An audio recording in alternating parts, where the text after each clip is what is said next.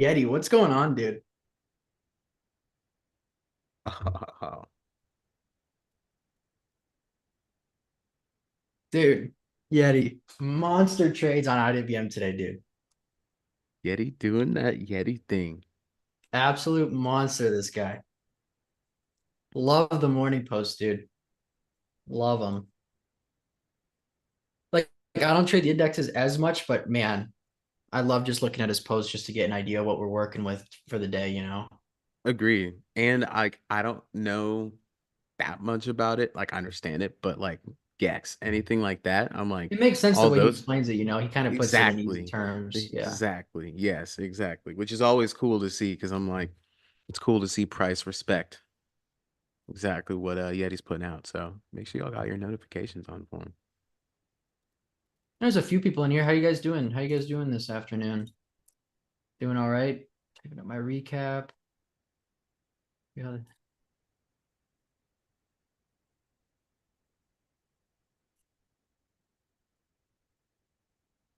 Wow. Perfection.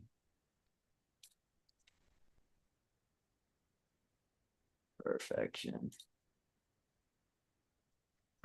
Oh, literally perfect. You're an animal, Yeti.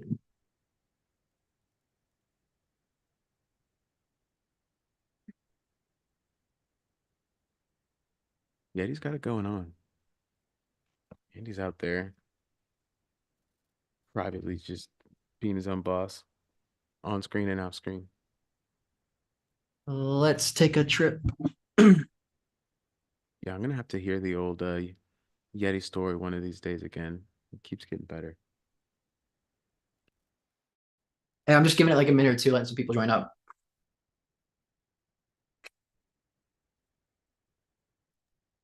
We got Steph in the crowd too. What's going on, Steph? CRO.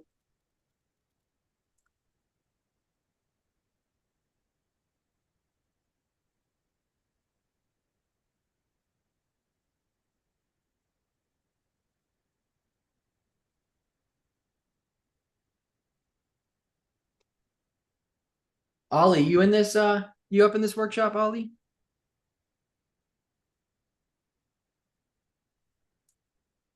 Dude, nice. I was gonna message you back on Twitter. I saw your DM. I'm not ignoring you. I was like really busy after market close driving around. And I was gonna tell you to hop on the workshop and I'd answer that. So I'm glad you're here. I literally had it typed up and I didn't click send because I wasn't finished typing it up. I got distracted. So I'm not ignoring you.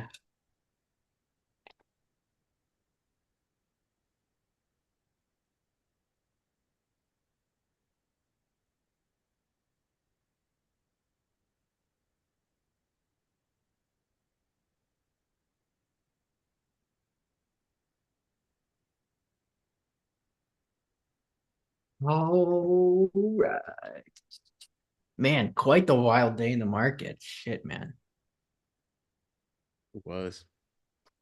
Yeah, It so was. me and Greg typically, the original schedules, we try to just flip off each other every Wednesday, right? You take mental games one week, I'll do a workshop the next week. I went on vacation, so it kind of got messed up a little bit, but um, I was thinking this week and I was like, man, Greg, yeah, we're flipping each other. um, I was like, Greg, what do you say we just like hop on a workshop together and just like kind of shoot the shit? Uh, Almost like podcast, we'll just talk about whatever, talk about the market. And you guys, you'll feel free to be interactive with the workshop too. Ask questions, stuff that happened today, some trades you want to go over, charts you want to go over, whatever. And we can kind of just go off that. I don't really have like anything like totally planned or anything. Um, because man, I feel like we've done over the last 2 years, we've done a workshop about damn near everything there is to talk about at this point. So we kind of just figured we'd come on here and just talk the market. Yeah, Um, absolutely. Absolutely. yeah. Something that we always start our conversations out with is just a simple how's your trading going? And another thought is what specifically you're focusing on that's treating you well in the markets. Yeah, I don't really like doing workshops like by myself. I'd rather have someone to talk to. Mainly, I think because I'm so used to being on live trading with TSDR every day that I just like having someone to bounce off of, Makes complete bounce sense. ideas off of. Always makes it a lot more fun. Always makes it a better episode. So, how was your day in the market, Bracco? I'm going to be completely honest with you. My day sucked. My day totally sucked. Um, I had the right ideas in the pre-market today. I'll let you know I came out just green on the day slightly with some end of the day shenanigans, but um, it it really, I'm not gonna lie, today really is just another great reminder of how important like preparation is and being prepared for the day. Mm, Because my alarm for some reason, like I think I forgot to set it or it went off late and I was late to wake up. And I came to the desk this morning a little after my usual time, and my computer was acting up. And I had to like update my computer and stuff. It wasn't running right. So I'm already off to a late start. It's messing with my head. And I'm really superstitious too when it comes to like my pre-market routine and stuff. It's always like got to be the same thing. You know what I mean? I'm sure mm, there's some other people out there that are just like that. And I think it's because I played hockey for a long time. I'm just really superstitious about that stuff. So my morning was already off to a weird start. And I literally only had call it like 40 minutes to get ready for the day. And like, I've said before, I like to do my prep in the morning. That's just, what I prefer. So I didn't really like do much at night. I did a little bit of scanning after close yesterday, um, but I like to do most of my stuff in the morning. So I was already late this morning and I didn't have much time. I was able to get a good list going of some names that I wanted to watch today that, a few of them actually performed pretty well and gave some good opportunities. I just wasn't prepared to hit those trades really. Um, and it's been weird. The vacation was nice, right? I basically took 2 weeks off of trading. I traded like the first day or two there. I kept up with the market here and there, like keeping an eye on it. But man, like taking, especially going, trading every single day for, 6 to 8 months straight, even just taking 2 weeks off, you can definitely get a little bit rusty. Let me tell you, and I'm sure some of you guys can relate. And it's not so like rusty, like I've lost my skills. It's just like I'm a little bit out of rhythm. You know what I mean? oh, And absolutely. yeah, For and sure. it's almost like I found myself like a little bit like you call it like trigger shy, you know what I mean? Like a Hmm. little hesitant to like pull the trigger on some trades. Just feeling rusty, like plain and simple, if that's the way you want to say it. It's kind of like, when I don't play hockey for a while and I go back to like play a game and some nights I'll travel and go play a game with my old team. And like it kind of feels weird to skate again. You need like, a little bit to get back in the rhythm of it. So I kind of have had a little bit of that since I got back. I mean, I just got back last week, so it's relatively early. And, I noticed that trigger shyness a little early coming back from vacation. And I've been trying to ease my way back into it, right? I don't want to like get too heavy in the market and like make some stupid mistakes that I'll regret. So I'm trying to like take it slow. But bottom line, there was some sick opportunities today that I totally fumbled on and missed out on. I'll cover a few of those after this, if we want to like come back to this topic. But I should have had a much better day today because we're in that market right now where you get a bunch of days, weeks straight where the market kind of just consolidates and you'll get some breakouts to fail, a lot of like range bound action, and then you get a couple days of expansion. You got to be ready for that, right? We talked about this morning. Or TSDR talked about, I think, on the Zoom today, but like being ready for when the market's ready to go, like kind of like aligning your mental state and like your trading with the market, right? So like in the times of chop and consolidation, you're not over trading, you're recognizing the environment, playing smart, maybe spending more time just running scans and picking up on which names are holding up the best, or positioning yourself into some of those names like they do with pros and other stuff like that. And then when the market's going to like kind of give that go signal, which we got we kind of had a sense pretty early on after the market like dipped and broke the highs of the day. They're like, okay, shit's really going. And you had the semi theme too with the semi, the leading group of the market showing relative strength today, which is always a good sign. I could tell that like, by the first, hour and a half in, like it's game on today. Like, we're going to go. Like, I don't know how high we're going to go, but we're getting the signals that it's go time.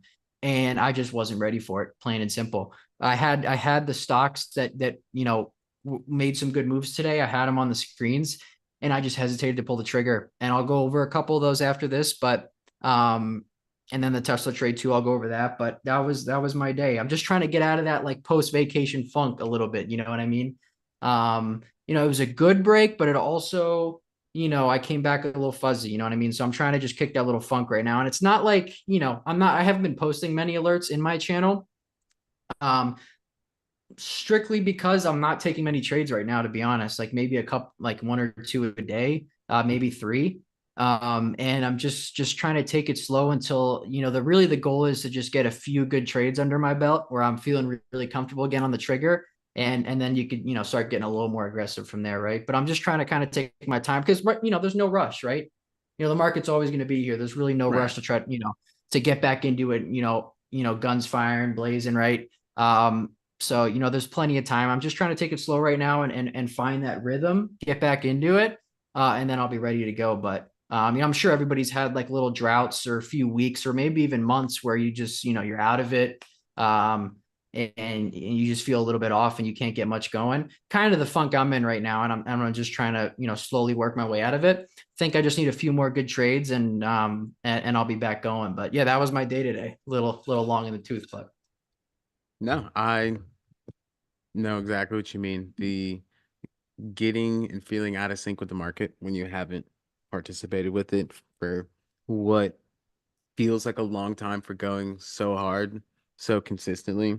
No, I completely get it. And that's something that if you guys haven't experienced that yet, it's something you'll come to experience to where it's you get in sync, you're in rhythm, and your intuition is most importantly, really what I would think is what is synced up to price action. Your unconscious awareness of what's going around the whole market is there because you're constantly there, you're constantly doing your scans, you're doing the work. And so whenever you kind of break that little connect, yeah, I've been there. I've been there before, and I think it's definitely smart, something for everybody to take note of when you aren't in sync like that. You really shouldn't push it.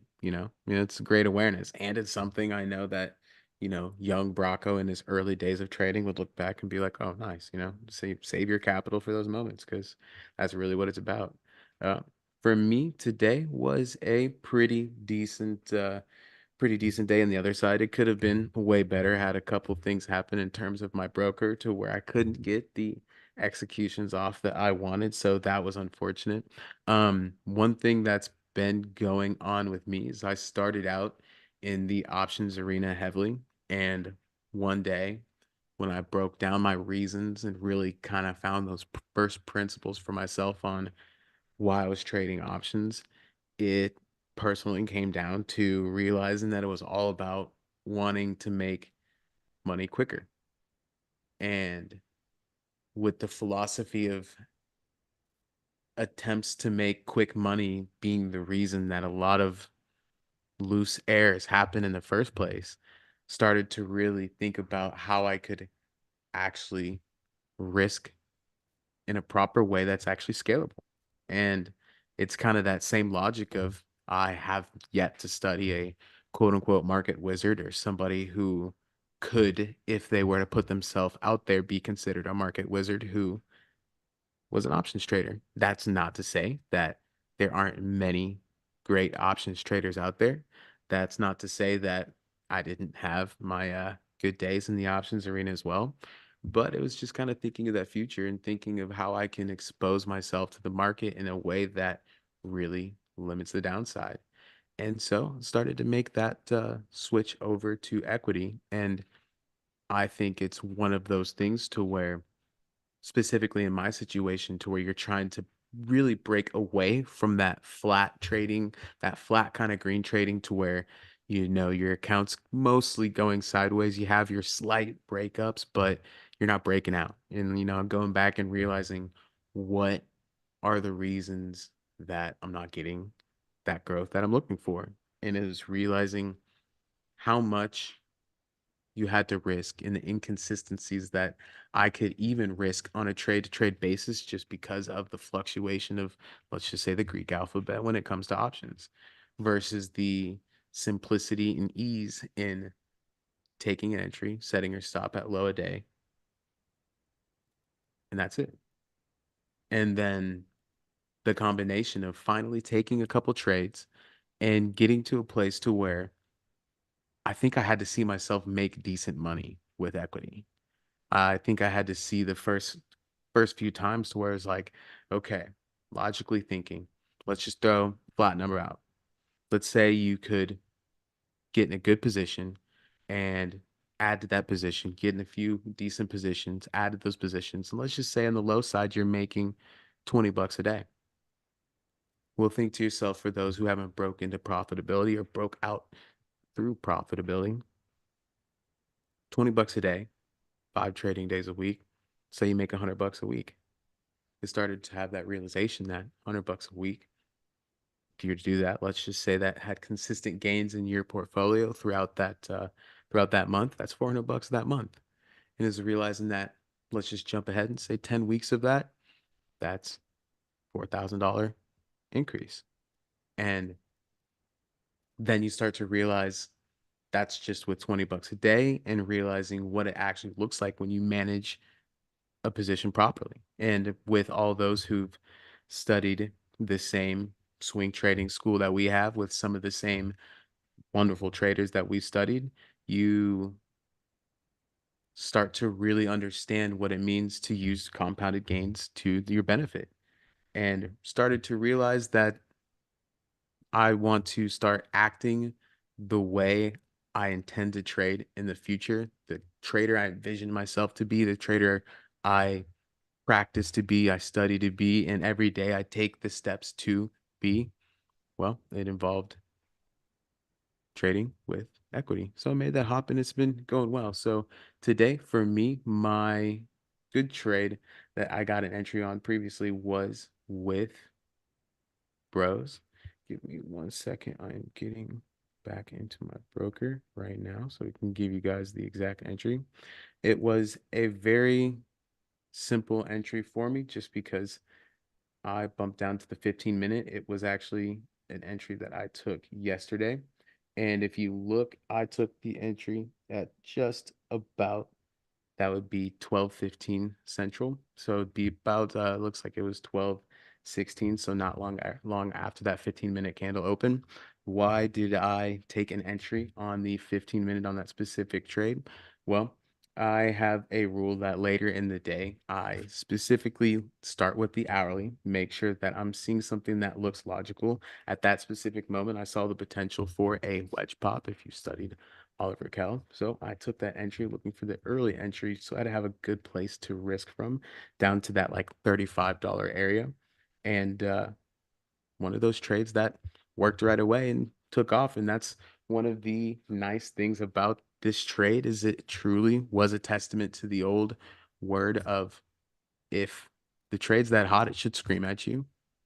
Yes. And then two, that if you're in a trade that's going to act like a momentum leader, not saying that particularly this is, but look at it right now. It's definitely showing some good signs and good characteristics to have some And decent this is follow a through. great example of a trade that you know, especially using equity like you did to, you know, get some exposure in there before the breakout happens if it's going to. Hmm. You know, leaving room for the ability to, you know, add on the breakout day, right? This was like, you know, TSER covered this chart in intraday on the Zoom, I think. For anyone that wasn't there, you know, I can give my brief like little explanation of this, but um, you know, you have a little bit of an EP. You have, you know, really nice earnings response. It gets through the 50 MA on May 8th here, and you had some pretty nice volume on that day too. Almost 10 million shares. I mean, some of the highest, you know, one of the highest, second or third highest volume day we've seen since it's IPO'd, which is definitely notable. And you know, you got a stock that's, you know, somewhat been neglected, right? I mean, you look at where the indexes are at and what this has done. It's a neglected stock. You know, maybe, you know, there's probably some people still interested in this, but like, you know, it was clear that like, you know, there weren't institutions like heavily involved, right? Still sitting down here in its base. So, you know, you get this thing, you know, maybe you don't buy it on the earnings day, but you know, given the response that it had after earnings, where you get kind of like the high tight inside day, gaps up like another 10% and then falls through 5 more days, you know, as soon as this move is finished and starts to pull back, you know, this is on the radar. And this is one I had on like my needs more sideways list, which is like, you know, a stock that's definitely in play, but it needs to consolidate a little bit more and set up again. Um, and then, you get this thing to pull down into the 20 MA. It gets a little bit of an aggressive pullback, but look at how much the volume just dies off on this completely. Like throughout this phase that it consolidated here for like this like 7, 8 days. I mean, the volume was almost not even there. So it's like there's definitely not some really aggressive sellers in this right now. And then, this thing sets up another 3 days. And there's a good case for like, potentially buying it like here on this day or something off this like little low tight inside day where it pops up and breaks the high and sets up. But the big chart that really gave the conviction, I think, on this was the weekly chart, right? Just like a five-star base. I mean, you look at this weekly candle on earnings, it was the second highest weekly candle volume besides its IPO day. And it has a 30 something percent week. And then it gives 2 weeks sideways, that date, this little setup that we just talked about there, it hadn't really consolidated enough. A lot of these daily patterns can look really clean, but you pull up the weekly and it might need a little bit more sideways, right? But this just gives 3 beautiful weeks right into the 90 MA. You have an inside bar last week. This thing just sets up perfect. And I think TSCR started talking about this. I think on Sunday scans, he brought it up as like a big focus for the first time. And that's when we really only had this to work with right here. So this thing's still flagging out really nice. You got a nice lower wick. They're clearly buying this up still. And then you get the inside day and then this candle yesterday. And this is when TSDR put on the position yesterday. This is when you got in yesterday, correct? Yeah, I Yeah. got So you in, yeah, about, yeah, 1:15 Yeah, so I Central. was highlighting that 15-minute candle. But even pulling up the 65-minute, you can see this thing getting really tight. And this is what TSR talks about by using like day trading patterns to get into swing trading positions, where you get like a 2 day really nice base. And then this really triggered near the end of the day yesterday. It had that ramp in the end of the day, and that's when TSDR got in. I know you got in like just before that earlier, which is a really awesome entry. But this thing started ramping in the day and started triggering. You can take a whatever size, but even just to get some exposure on this, because it's not the easiest thing breakout days. But even just getting a little bit of exposure on this day and even like risking the low of the day, right? And if you get in kind of where TSTR and Greg got in, I mean, you're risking like maybe 2.5%. Because I think the low a day there is a really nice stop because you got this contraction, price has gotten really tight. You got a really clean downtrend line pivot. And like, price held right at the inside bar low the previous day. This is an easy stop level right here. Because if it breaks a spot, maybe it comes back down to the 50-day. You can always get back in if it sets up again. But just putting on some exposure on this day makes it a lot easier to add to the rest of that position on the breakout day because you already have some exposure. So you don't have like the complete like FOMO of missing the move, right? Because you already know you got some size and you're in that stock, you're in the trade already. So it makes it like psychologically easier, at least from my experiences, to, add to that and get more aggressive on the breakout day. And, yeah, you're adding prematurely, like before the breakout, but if it doesn't work, you're stopping out on like a 2.5, 2% loss on not even a full size position, maybe not even a half size position. You can go 20, 30% of your position size. Say you like to take, want to take a $2,000 equity position, you can put like $500 into this, like 1/4, and like add the next, add the next 3/4 on like an intraday setup the next day on the breakout day. And this went pretty much right out of the gate, right? This ORB was a little bit tough because it did, pop 2.5% in the first 2-minute candle. But you can play this ORB right here, and you already have some size, so it's a little less nerve wracking chasing that ORB. And then you take full size there. You just move your stop up from yesterday's low to today's low day, and you're set. There you go. And I don't think TSDR added more today, but he certainly could have if he wanted to. And then especially if you're riding equity like Greg is on this. I mean, look at this base. This could turn into who knows what, 50, 60, and he can just ride this and trail the daily moving averages now. The TSDR got October calls, so he's got like what, like 4 or 5 more months on this. So this is textbook, but it's a great setup to really put on a little bit of exposure just before the breakout day and potentially adding full size as soon as this gives the go signal today.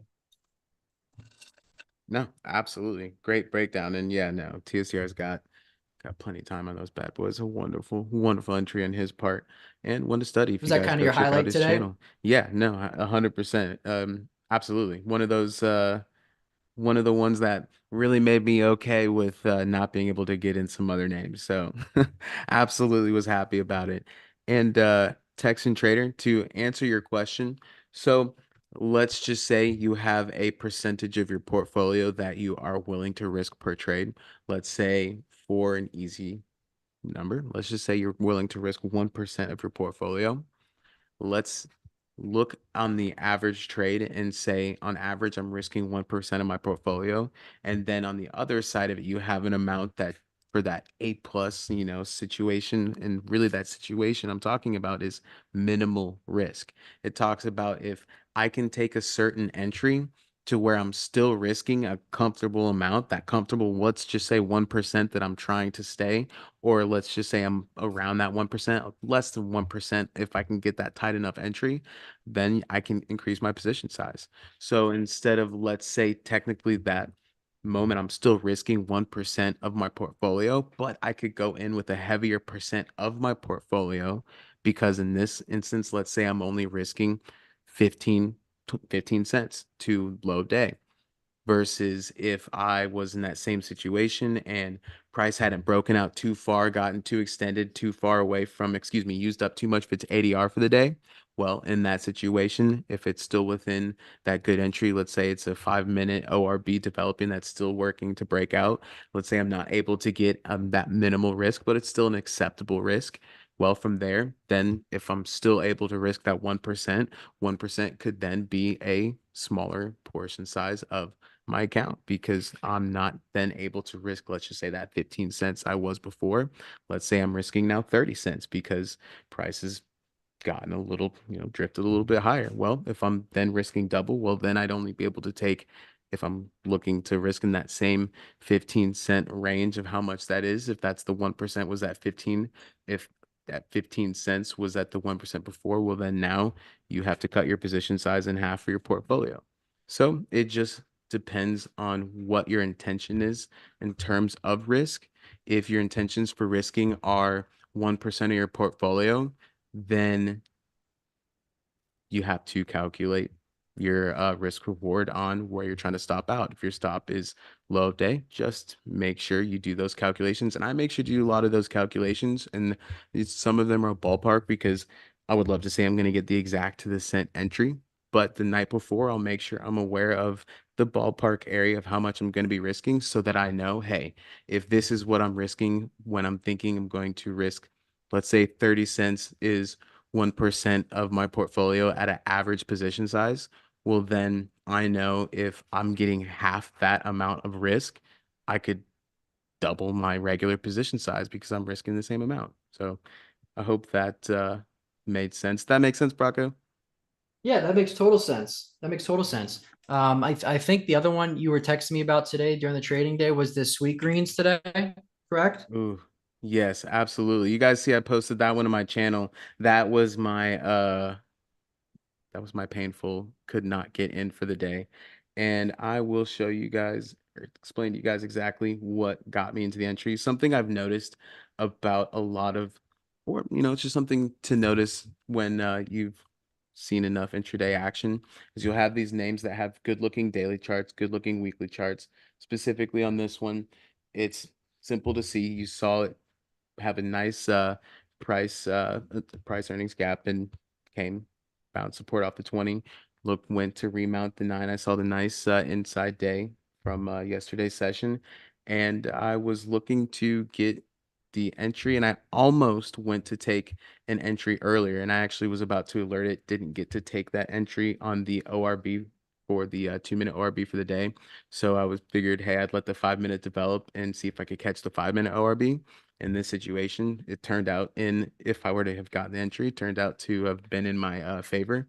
Price broke down, but the reason you don't let intraday action specifically turn you away from charts that have strong characteristics on their higher time frames is because there's fake outs. That's the whole reason you get your conviction from a higher time frame. This is a perfect example. Price did not have a breakout on the initial 5 minute candle or the 2 minute ORB that I was looking at. Waited for the 5 minute ORB. There's a breakdown and it was caught by the 90 MA on the 5 minute chart. And then I decided, okay, let's wait For me, after about 10, 15 minutes, I'll switch to my 15-minute and make sure that I'm still seeing the same characteristics that look like I'm seeing a little bit better of an idea towards the big picture. I specifically have at all times my daily time frame up. I have the 65-minute up, and then I'll have either the 2, the 5, or the 15-minute up. And so in this instance, And you'll I watch all those was time frames at once while you're like stalking a trade. yes, when I'm stocking my entries, other than that, I'll just have, let's see, it is 9 windows up with 65-minute charts up. So and all of those 65-minute charts have been quote unquote vetted on their higher time frames. I already have my plans. I already have calculated how much I intend to risk if my alerts get set or go off. And so that's one of the greatest parts about equities. You can be as simple and mindless as possible. And that is one of my trader goals, is to have a system that is simple, is to have a system that is repeatable, to have a system that is scalable. And happily liking what I'm seeing and how it's treating me with the switch over. And especially as a swing trader, the initial gains are some of the most stressed free gains I feel like I've had in my trading career. And that is one of the best parts, is that has really allowed me to do the stereotypical let the chart work, let the chart do what the chart's going to do, because the fluctuations don't hurt, they don't matter, they don't consciously bother. They are as simple as, I have already put in a hard stop. Let's see if it gets hit. And part of that too that's helped is, one, being around traders like Bracco and TSDR, who didn't let intraday charts shake them out. They measured their risk. They had their idea from the proper place, the higher time frames. They would take their entries, and other than that, they let price do its thing. And part of that is, you do have to just go through the gauntlet of trying to do that many, many, many times, and then tweaking and figuring out what it is that's keeping you from letting price truly play out. And that's a whole different thought, whole different lecture for another day. But it's really just getting your mind to a place to where you can say to yourself, what is keeping me from doing the simple things that I know will let me succeed? If it's as simple as, you're somebody who's trading intraday and you're trading a quick pullback. Price opens up, pulls back to the 9 EMA. You see that candle color hold. You take your entry, risk to the low that previous candle. Doesn't that sound so simple? And it really is. And I had to think about why it wasn't that simple for myself. At that moment, you have to really take a step back and say, what am I doing to complicate a system that is tried, true, and valid and simple for others, but not simple for myself? And part of that is realizing that one of the things that makes me the most confident to act, that gives me the confidence in myself to continue to do what needs to be done, is knowing I'll do the proper preparation. When I'm prepared, when I know what I'm going to risk, when I know the bigger picture, when I'm aware of how the entire sector, when I'm aware of the entire theme, I'm aware of kind of the contributing factors to the possibility of that could contribute to the possibility of success for this chart, it makes things a lot more simple. And something now that also too I'm trying to add to my repertoire is the fundamental side. Understand the basics of it. I understand. I wouldn't really say that. I've talked to people who quote unquote understand the basics. So I would say, I'm more versed than I may credit myself for on the fundamental side, but I have had heard it lectured enough times and then now have done enough studying of past price action to truly believe and know that the average stock may not need fundamentals to make it succeed. But if you look back to the biggest winners out there, let's just take NVIDIA for simple example. Fundamentals seems to have its dash of magic on it, and I want to give myself that extra piece of conviction, that extra edge when I take my attempts. And then one of the things that I did was I made a little scan on FinViz, and give me 1 second, guys, because I'm just going to pull it This is up actually and then. that reminds me of a cool Magi quote I have written down right here. It says, if you want to hold a stock for a longer term swing, fundamentals do matter. It said you can take shorter term swings off of pure momentum, but those do not usually last long. My biggest winners are always longer swings on stocks that have a reason to move. They have what he calls fuel, and that fuel is earnings, revenue growth, and big, big, big volume. And if you study some of the biggest winners, they have all three of those, right? Mhm. But you actually touched on something that I one of the main topics I wanted to talk about today. So you know this is a bad habit. I have, well, first of all, I think I mentioned SG in the pre-market. I can't quite remember. We definitely talked about it yesterday. You posted it this morning in your chat. And guys, don't sleep on Greg's post in his chats in the morning when he posts these charts. I mean, just a few of them you posted. You posted Sweet Green today, which was up 12.5%. You posted that in the pre-market.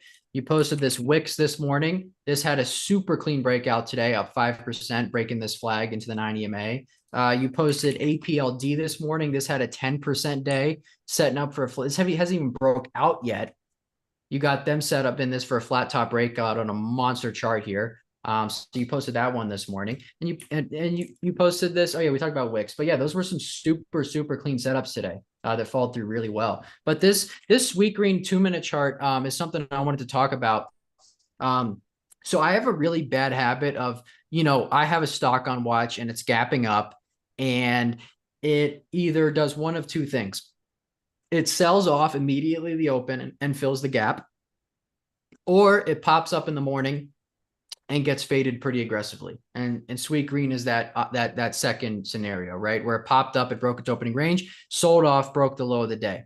I have a really bad habit of like psychologically like writing that stock off almost. It's really bad. I've been trying to get out of it, but I just like hate seeing that for some reason, which is stupid, right? Because I actually have like three examples, I think, off the top of my head from just today or yesterday, that made moves like that at the open and ended up making new high days and even trending the rest of the day. So if there's one lesson I'm taking from this market right now and some of these stocks that are in play is do not write off a stock or take it off your screen, or you're just completely just ignored just because it didn't do what you wanted to do right at the open. Don't do that, because this Sweet Green's a perfect example. So this broke the 2-minute opening range break, popped up, came back down, gave back the whole move, and it filled the gap. Few things to note here. First of all, look at how it acted at the gap fill and how much volume came in here. Got a huge volume spike, popped right off the gap fill spot. And if we mark out yesterday's highs, keep in mind yesterday was a really low volume, tight inside day. Look at the volume yesterday. I mean, 1.6 million shares, barely anything. And so, some of the greats will say that, right before breakouts, price action and volume will contract, right? Price will get really tight just before breakout and volume will die down, right? And you saw that on Sweet Green, really tight inside day, only had a 5% range, didn't even fit its ATR, and it had a really low volume day. Look at Bros. Look at Bros inside, basically an inside day, but two really tight days on two really low volume days. Look at this, only 1.4, 1.5 million shares for 2 days just before the breakout. So stocks, they'll get really tight, and price action will really contract and volume will die off just before breakout. And that was just a nice comparison between those two. But this Sweet Greens, so yesterday's previous high day was 3160. So we'll mark out 3160 on the chart. That was the previous high day, which when you have a really tight, like really tight inside eight, the moving averages, 5 days sideways, you got a clean trend line pivot to break over. You got really low volume. This is a perfect breakout candidate coming right off the weekly 90 MA2. perfect breakout candidate into today. You're coming in, you're ready, you're watching the 2 minute at the open to see if it breaks to opening range. Say you try the opening range break, a range break and get stopped out at low a day, or even if you didn't take that and you still, had this on the watch list, you don't ignore this after this move in the morning, right? Because this ends up building out a base here just below the previous high day, this 3160 spot. It popped up off the gap fill, rejected it, built out a nice little base. The EMAs got tighter and tighter and tighter, and it finally broke out. And you can take this little breakout like right in this area right here, and you're maybe risking like 1.5 or 2% to the downside on that setup. And that's just breaking the previous high day right here. So it's almost like you can almost like not, you don't want to ignore it, but you don't have to give like much attention to that opening move, especially when it acts so well at the gap fill spot and the daily looks how it does, right? Even a 5 minute looks super clean. You get the moving averages get tight, tight, tight to the breakout spot, and it just goes. And this thing just went the whole rest of the day. You could have trailed the 5 minute 20, the whole day. Another one that did that, EMPH today, right? This EMPH I had on my watch list today because it had a really nice flag in the 90 MA. It held yesterday, and I was looking for a potential breakout day today. It didn't quite break out, but looking at the 2 minute chart this morning, this is exactly what I was watching. I ended up watching this. I was getting ready to trigger the ORB over the opening candle high. It fall just a few cents short of that and pulled back and broke the low of the day. And I was like, oh, that doesn't look good. I mean, TAN rolled over too, the solar index, a couple of the other solars faded, and I was like, that's not a good look. But, I got to tell myself we're 10 minutes into the day. You know what I mean? Like shit can, shit can change. We're only 10 minutes into the day and the daily still looks great. And this ended up pulling back and holding the gap fill spot, and it built out almost the identical base to that sweet greens chart. I mean, almost identical. It builds out. You look at the 5 minute here, it gets nice and tight. 20 EMA comes and breaks out. You get the volume to come in. I mean, look at this volume that comes in when it breaks this base here, right? And then, I could have taken it right there. And this thing makes a sick little move. And I mean, I could still be in this too, for a swing trade off of that spot. Because the daily still looks amazing. And I wrote this off, and I was thinking about taking it here, and I didn't. And I let that, like those opening candles, really get in my head. TTD, another one I was watching today, did the same exact thing at the open. This was another awesome daily chart. I mean, picture perfect into the 20 MA, right? Just like all these other charts we're looking at, really. Built out an awesome flag. And, I was watching the 2 minute at the open, and I was watching for the ORB. It failed, and it pulled back and broke the low of the day and sold off. And, again, in my head, I'm like, oh, it doesn't look good, and then this builds out a really nice base. You get a couple candles to hold, and it goes and, breaks the high of the day, and it was gone today. And that's an awesome swing trade entry there too. Right. This probably, you got like 100 on deck probably on this. So, something I've been noticing a lot with this market is like, when a stock gaps up and opens up near a breakout spot on the daily, you're seeing increased volatility at these breakout spots, especially at the open. You're seeing some profit taking on some of these, and, they'll round out and they'll reaccumulate it, especially if the daily chart still looks good, and that thing will be gone. AVGO was a really nice chart today. This is one I wanted to talk about. This had a really clean 2 minute opening range breakout. I mean, just as clean as it gets. Never even came below this ORB spot again. And, obviously this is how you want every stock to act on a gap up, right? This is perfect. But, not every stock can act like this, right? And, there's a reason in the playbook that's, some of our setups we post in there, the gap fill and go, where it stock gaps up, pulls back, fills the gap, it rounds out and goes, and it breaks the high of the day eventually. That's a really common setup in a bullish trending market. It's a very common setup where you just see that profit taken at the open. You let some things like just kind of, play out a little bit, let some money move around. And then you see how things really settle out and start to act after that opening, like, 2, 4, 6, 8 minutes. Yeah, especially when a daily chart looks really good and it's still intact. Those stocks are important to pay attention to when they pull back, especially when the index is pulled back today. And started holding and rounding out. That kind of gave a ghost signal on some of these. SPY pulled back to 20 May, came back, got up through the VWAP. And at the same time that it's doing this, all the stocks in our focus list are rounding out and building out bases, filling the gaps and breaking the VWAP. I mean, that's the ghost signal, right? But this AVGO was an awesome trade. This was one of my biggest regrets today, missing out on this thing. Absolute monster day. I mean, this thing almost like tripled its ATR. Ridiculous.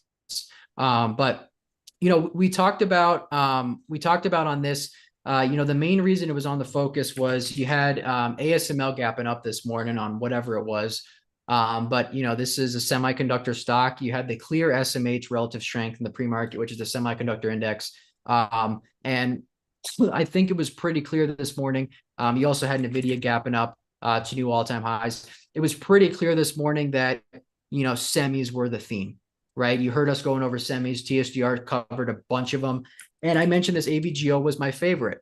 And it's really important, I think, to go back and look at a stock's like patterns, like how it likes to act and how it likes to trade, because every stock has a personality, right? They all trade different. And I think that can really come in handy when you're playing some of these stocks, is looking at how they acted before. And that was kind of, 50% of, maybe even more of the reason, this was a top focus for me today, was just the way, and specifically just looking at this year only, how this thing acted on pullbacks and stuff like that. And, I went back this morning after seeing that ASML gapping up. I was like, all right, what semis are in play today?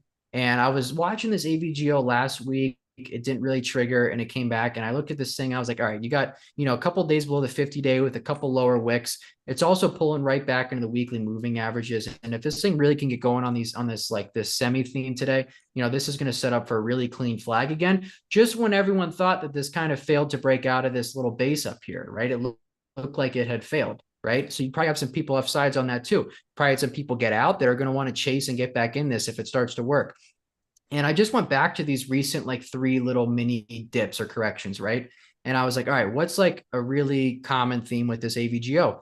Every time it dips below the 50-day, dips below the moving averages, or pulls back, it when it gets bought up, it rips. And it's important. You can't really, have something like AVGO as a daily trader, because it doesn't really have the liquidity to really be a really good daily trader compared to some of the other stocks that could be. This is a stock you'll trade on occasions, right? When it gives a really, really 5-star setup, this is something that could really pay and make your week or make your month if you hit a trade on one of these, because they're explosive movers when they go. And I looked at this first pullback back in March. This thing pulled back, dipped under the 50-day. You got the undercut and rally look. And, after this thing bottomed, it ripped almost 200 points in 3 sessions. Okay, there's some evidence that, this thing likes to absolutely rip after it bottoms. And then I came back here to this little dip right here. When it came back and like double bottom, this 1200 spot was a huge support level.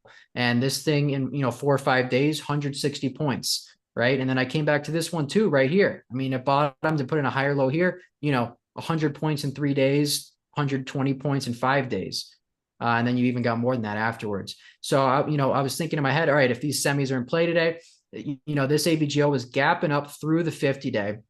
And this was one, like, if it holds that gap and this semi strength is the theme all day, which is a very, very high likelihood, this could have a massive, massive wedge pop today. And a wedge pop is, when a stock comes below the moving averages and it pops back through them with strength. Right. So this was setting up for an awesome wedge pop today. And we already know that this thing likes to explode off these lows, almost like a beach ball underwater kind of action. Right. So that's why this was on watch today. And, there's really no excuses for not being in this today. This was me just being a little bit trigger shy. Another easy way to play some of these is, especially when you got a stock that's like this, MSTR can be similar, where the options are definitely higher priced. The premiums are more expensive. It's a $1,400 stock, so it's not playable for everybody. Maybe you can, even if you just can buy one contract, this can be a huge trade. And if you do have the size to play something like this and you can buy a couple of contracts, sometimes it's easier just sizing for 0 or sizing for a 50% loss or whatnot. Even if especially if you have a lot of conviction that there could be a massive move, these games can be easy to get shaken out of, because, the options are spready. They're not like the smoothest movers. Like if you don't catch the right day on AVGO, the price action can be very choppy and skippy and just low liquidity, compared to something like maybe NVIDIA. But this 2-minute is just, there's no excuses here. It gaps up, and then the second candle, it breaks the highs. You can take this, put a stop at the low of the day. You can size for 0, whatever. But this broke out its opening range, came back. It retested the opening range right here at like 944. Got a nice move on that, and it just set up a really, really clean flat top. And this is one of those stocks that, even though it doesn't look so strong, in the first hour or so and it just goes sideways, it can really ramp up throughout the day, especially if you get a trend day in the market when the indexes are setting up to make new all-time highs. This thing could speed up and build up momentum as the day goes on. It's just one of those stocks, and that's that stock's having a personality, right? And it did just that. You look at the 5 minute chart. This thing just trended the 9 EMA for the first hours. You didn't even have a reason to get out of this until 1:30 today. So this was my top watch today. I was looking at the 1400 calls. I thought that was maybe a little too far out, and I just had a little hesitation on like what contracts I wanted to play. That was, part of it, which didn't help. But this is a trade that can make your entire week on one trade. I mean, those I don't even want to know what those 1400s calls closed at. I think I was looking at them at like when they were under $3 this morning. They're 13 points in the money right now, and this thing, for all we know, could have a day two to all-time highs tomorrow. So that was a big fumble on my part, and like that's one of those trades that if you hit that ORB and you just let it work and you have that conviction based off how this is acted and the signals the market was giving us. I mean, you look at even just QQQ. I mean, it dipped this morning. I mean, it dipped a little bit. It went sideways. SPY pulled back and pulled back a couple bucks this morning at the open. Meanwhile, AVGO broke its opening range and just went sideways. I mean, that's clear relative strength, and that's just added conviction to stay in a trade like this, especially given the look on the daily chart and the potential for this wedge pop today. And that this thing just likes to explode off the lows. It's a trade you could have rode all day and still have some runners left over, or just even held one contract like all day until it broke like the 20 man, the 5 minute. So this is the type of trade that you take this trade, and that's maybe the only trade you need to take all day. Yeah. So AVGO was like probably my biggest regret today, and the stock that I was focused on the most in the pre-market, and just got a little too just hesitate a little too much. That plain and simple. And I'm upset about it because you don't get trades like this on AVGO very often, right? I mean, that thing, look up. I mean, this thing was up $82 today, which is pretty insane. Its ATR is 2.8%, RIP 6.2% today. So was pretty upset about watching that one go all day. I know a few of you caught it, which is awesome. Good on you guys. But that's a setup that man, you can really hammer something like that, and it just gave super super clean intraday price action. But I thought that was a really good example of just examining like a stock's previous price action or its history and how it likes to trade. Just looking at how it likes to bottom and explode off these lows. You have the semi theme today. You have the indexes breaking a multi-day consolidation, potentially ready to go to all-time highs. It was just, I mean, this trade lined up perfectly. So that was my regret of the day. No, I completely get you there, and that's something I noticed about you a long time ago that you're really good at, is that pattern recognition right there, and the trust in yourself to get to a place to where you can take that entry. So I know it'll be no time till you're back taking those trades, no problem, because absolutely within your wheelhouse. And Yeah. something that has helped me is you guys talking constantly about breaking trades up or breaking your trading day up. And one thing that helped me too with catching some of these, not counting certain trades out, is one after that first 10, 15 minutes switching to a higher intraday time frame. So your 15 or 65 minute. But two, if you guys are looking at let's say 5 minute chart of GoDaddy, so GDDY, for that name, it's a decent example. There are three different entries that I always look at on the intraday smaller time frames. And the first one you can look at is the place where it finds support. So if you're lucky enough to get the quick pullback entry, so price pulls back to the 9, holds, you can take that entry off the first color candle, hold. The second one is I look for some consolidation about at that time about halfway up the daily range, and it actually gave that perfect entry. That was one of the entries. If I could have not had my broker issues, that's the entry I would have been looking to take. And then the third entry is this consolidation towards the high day, that flag that pulls price tight and gives you that entry. And something that I think it was Kanal who would always say is that's the point of having the wheelhouse, of having these multiple entries within your strategy, is you don't need to chase, because like TSDR says, if you're in a strong chart that's going to continue to move, you're going to have multiple opportunities to get in. Are there lockout rallies? Sure. Does it suck to watch it happen on a trade you were prepared for and somehow, for whatever the reason, didn't get yourself in? Yeah, but at the same time, prime example on something that's helped me. Now, don't get me wrong, do I still have my moments? Yes, because as I told you, Bracco, my big regret would be head backs. I had it happen where I got stopped out, had an entry towards the low a day, went for an early entry, got stopped out, did not keep it back on my radar the way I should have.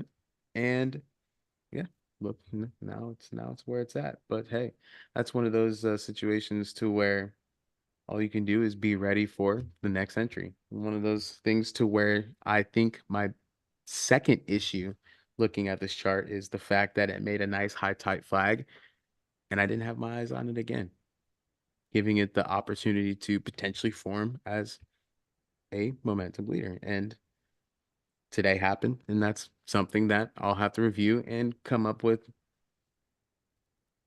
a way to put myself in a position to not miss the follow through day if it's going to be like that. So just something to think about. Another name that we were talking about was APLD. And if you guys look at the 5 minute chart for the day, kind of a similar situation, but not as pretty as before. But you guys kind of see how price 5 minute candles looks like it's decent strength, opens up with some decent volume. Next 5 minute candle completely breaks down. This is the situation to where I have the bad habit of looking away is when there isn't the 90 and made it simply catch it. Um, so price comes back, but this is exactly how I would look at it in two different ways. One, when price comes back up at about that would be 10:25 market time. If I was not able to and probably wouldn't looking at this, get the entry when it takes the VWAP and goes towards highs, I would be looking for the consolidation. Now, this is where it would have been tricky for me, and I know myself is when price pulls back and then loses the VWAP the second time making sure that I keep it on my radar. And one of the reasons, or excuse me, one of the ways I help myself in that situation, keep it on the radar, like I said, is you bump up to that higher time frame. When you immediately bump up and you look at the even 15-minute time frame, you can easily see, hey, price is respecting structure. Price actually did pull back, found its 20 EMA on the 15-minute time frame, and it's finding consistent support time and time again in that same area. Let's see if price can give me one, two, three candles sideways to give me place to risk off of. And something that's dramatically helped me is when you wait for those entries on the 15-minute, or if you're taking an entry off the 65-minute chart, and by taking that entry, I mean you get the signal from that 65-minute chart, and that's when I may bump down to the 5 minute chart, see, make sure that I'm in a good position, good place to risk from. But when I'm taking those entries, waiting until you actually have the development of those higher intraday timeframes, specifically the 65-minute, when you're in that situation, all of a sudden it makes entries easy because the follow through based off of the larger time frame is where the easier money is made. That's why you get your ideas from daily, weekly charts, even monthly charts that have conviction in a direction that give you conviction and direction. It's so that when you're right, momentum's on your side. You have these patterns that are for us. We take momentum based patterns and we try to put ourselves in the best position to let momentum make us money.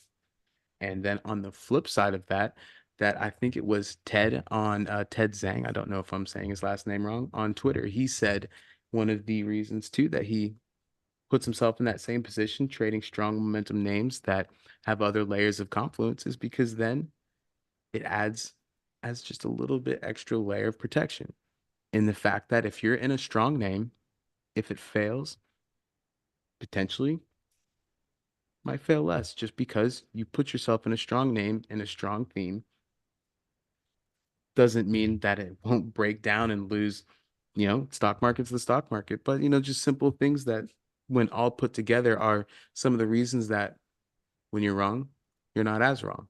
And when you're right, you have the ability to be even more right than you were wrong exponentially. If any of that makes sense to you guys. Yeah, totally made sense. Totally made sense. Yeah, I mean, look at this little mini base too. It broke on the 15 minute. It can really help to zoom out and even look, look at some patterns that, where the days connect and build out a base like this. That 15 minute just looks super clean now, right? When you zoom out like this. Hmm. But I guess, someone had DM'd me and asked me about this Tesla today. Um, this was a trade I took out of just, I don't want to say not like boredom, but just like, I missed all the other trades I wanted to take today. And like I was like, I guess itching to just get into something. And this was like the next best look for me.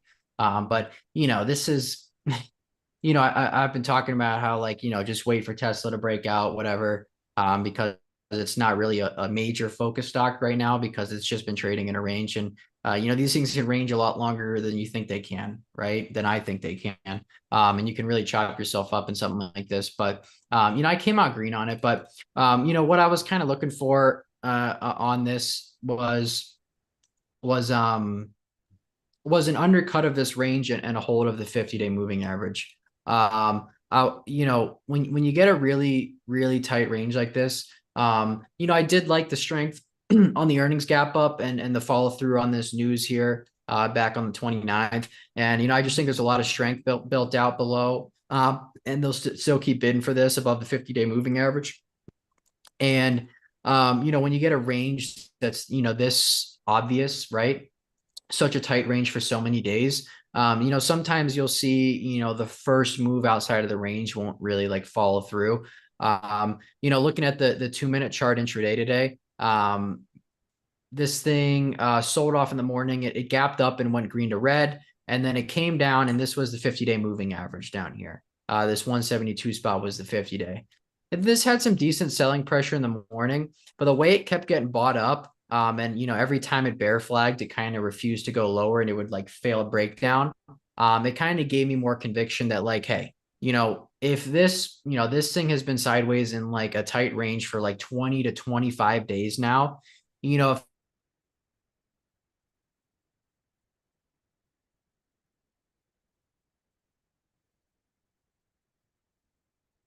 Uh-oh. Did we lose you, Bracco? I think we did. I think we did. yeah, Right? am I back? There Sorry. we go. You're Can back you hear now. me? Yeah, so I would expected a lot more selling pressure than there actually was. This morning, and you also had the backdrop of like a strong market. While Tesla was basing out down here, the indexes had pulled back, dipped, and they were starting to curl and head back higher. So just given that, I thought this had a decent chance of like potentially recovering out of this base intraday. I really wanted this thing to, really trap some shorts and get, a bigger move today. I really wanted this to push up back to like 177 or even previous days highs. It didn't really end up quite doing that, but we got a decent move intraday. This thing traded pretty well. The spot I ended up taking it on was it rejected the VWAP this first time, came back down. And I'm sure a lot of shorts were like watching this bear flag, relative weakness, and it ended up not breaking and popping back up. And I think I took it. Yeah, I took it as it broke back through the VWAP here. On this candle right here, like in the middle part of this candle. I took the 180 calls for next week, and then my stop was just going to be the low of the day. And it did a nice little EMA crossback, held the EMAs, held the VWAP.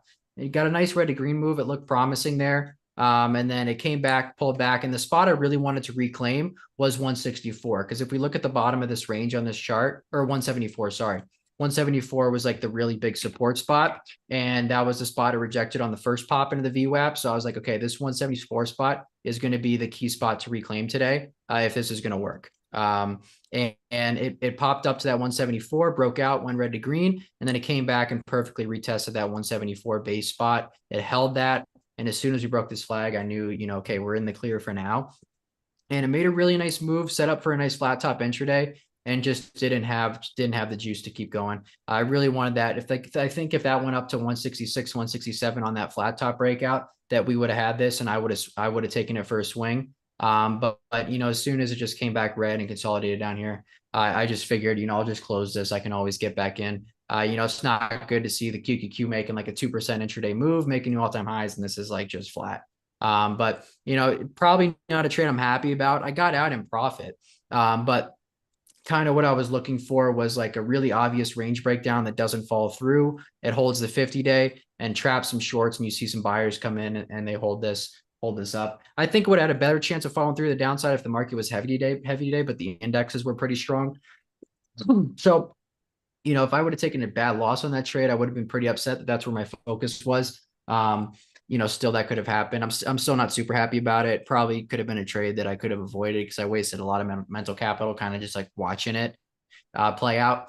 But it still looks okay if you're in like shares or commons or longer swings or whatever. But that was my Tesla trade today. Yeah, I guess we can probably wrap this up here pretty soon. One more I want to talk about. Everyone has been talking about this Nvidia.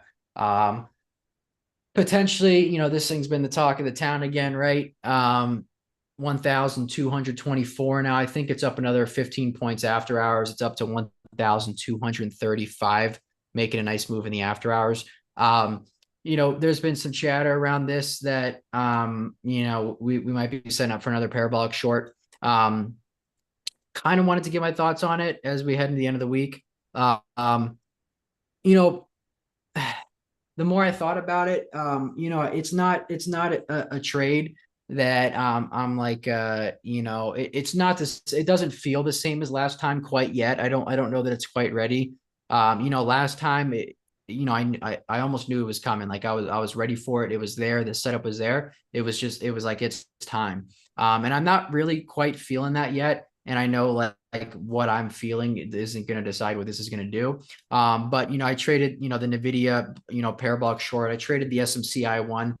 And it does feel a little bit different this time around. You do have the split announce, which is if you read How to Make Money in Stocks by Bill O'Neill, he talks about like the 6 signals of a climax top and a split when the stock is already ran and it's in a late stage base is one of them. But you know, well, one thing that I was looking at was last time it set up for that parabolic short the first time. It was up, I think, 10 weeks in a row. It also had broken out of a 6-month base, whereas you got this just coming out of a base, but it is only a 3-month base. So this could really, this could exhaust a little quicker than that. One thing I really did like on the last parabolic short, we traded this. If for anyone that wasn't here, we traded this back here on Friday, March 8th. This thing set up a really nice parabolic short. Gave about 120 points to the downside intraday. Pretty sweet setup. Had a pretty big trade on that. And I think what you really want to see, one thing that I have noticed on these parabolic shorts is you'll often see them take place on a Friday. God, TSDR really wants to short this NVIDIA. And you'll see these take place on a Friday just because of the options. You'll see that like unwind happen on a Friday. SMCI was on a Friday. NVIDIA was on a Friday. One of the MSTR ones was on a Friday. So that's something to keep in mind. I would be awesome if it set up into Friday. I would love for this to push up into the 1300s to set up. I think that'd be awesome. The one thing I really liked about the last setup was you really had a lot of other semis in that blow off phase, right? Where SPY and Qs, they just made a new all-time high coming off a little mini dip here. This could go for the next week or two for all we know. But last time Nvidia had the blow off top, you had AMD clearly set up for a blow off move too, whereas it really isn't there now. You also had the SMCI blow off move back here. This was set up for it around the same time. So you kind of had the theme of all these getting really euphoric, where it's really only feels like it's Nvidia for the most part this time.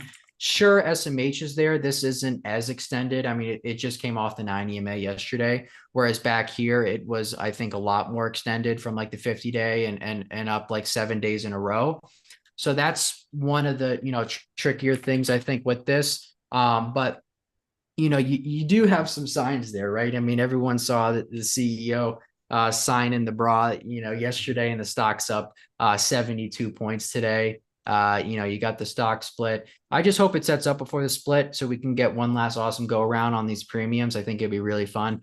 But we'll just quickly cover, what the signs are for a parabolic short when it sets up. I haven't shorted it. I think I've shorted it once since its earnings gap up. I've kind of learned my lesson on Nvidia to, really stay patient and wait for that 5-star setup. But, first you want, specifically for a large cap stock, it has made a massive run, right? It just came out of like a secondary base up here. It is up above, 25% above the weekly 9 EMA. And typically you want to see for large cap stocks like a 50 to 150% move that's pretty much vertical, with like not a ton of consolidation.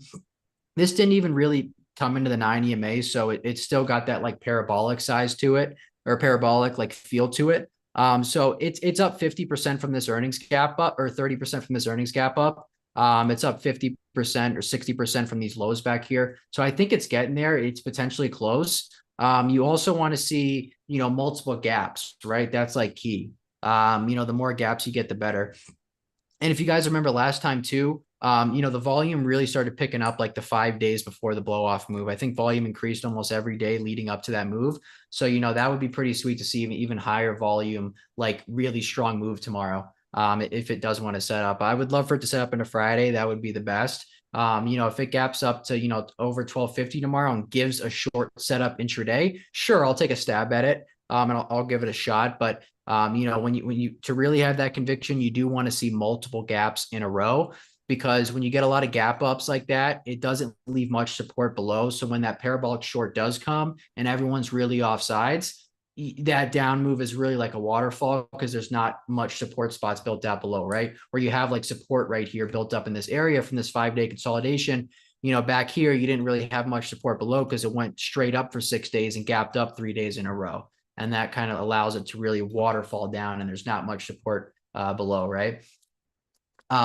So I'd like to see multiple gap ups. Another sign of a parabolic short is a stock's pretty much just running on pure FOMO and like euphoria, which this could really be there. It is only like just 2 weeks after its earnings gap, so it's still got that like earnings probably, drive to it. But I think if this gaps up and is able to hold that gap tomorrow and close relatively strong and put in another decent volume day, I think a gap up Friday is like this is the only stock on the watch list for the day.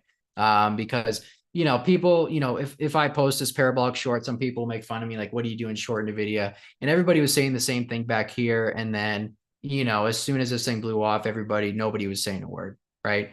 So it it's getting close when it almost seems like this thing is impossible to short and it's never going down again. And it almost feels like it's almost getting to that point again. So this will be a big watch. I'll be watching it tomorrow. I would love for this to get like another gap or two to the upside to the $1,300 range, where this will be like, get ready to make your month type of trade, especially if it sets up on a Friday. So, but I think that's all we got for today. Greg, you satisfied? You good? Yes, sir. Yes, sir. Great I just session. wanted to cover this before the close and give my thoughts on it. I don't think it's as juicy as last time, but it has the potential to get there in the next couple of days. But yeah, that's my thoughts on it. But hopefully this session was, helpful in a way. We covered some good stuff, I think. And if you guys liked it, we'll run it back next week and do the same thing. So hope you guys have a great night. This is recorded for anyone that joined late. We'll have it posted. We'll see you guys tomorrow morning in the pre-market stream. Thanks for coming on, Greg. Absolutely, brother. Later, guys.